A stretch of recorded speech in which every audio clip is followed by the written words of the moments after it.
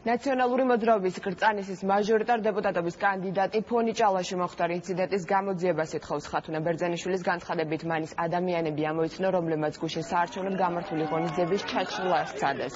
კანდიდატი სამართალდამცველებს უმოქმედებაში ადანაშაულებს.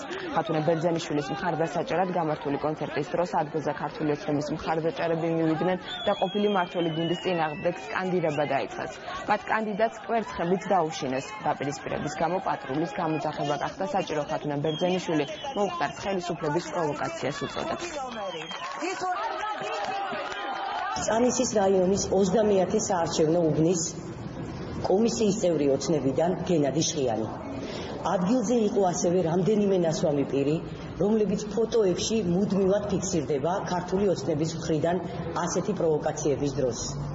ასევე წარმოადგენთ საპატრულო პოლიციასთან განხორციელებულ ზარს, რომელიც სოფელ ფონიჭალაში 1 საათის დაგვიანებით მოვიდა. 18 საათსა და 11 წუთზე განახორციელეთ ზარი გუშინ ჩემი მობილური ტელეფონიდან, მაგრამ სამწუხაროდ საპატრულო ეკიპაჟი მოვიდა 1 საათის დაგვიანებით და მათ მიზეზად განაცხადეს ის, რომ თურმე ჯერ ვერ აგნებდნენ ფონიჭალას, არ იცოდნენ ეს საით იყო, ზემო ფონიჭალისკენ წამოსული იყო, რუსთავში იყო ეს სოფელი, საერთოდ ვერ გაიგო თურმე საპატრულო პოლიციამ.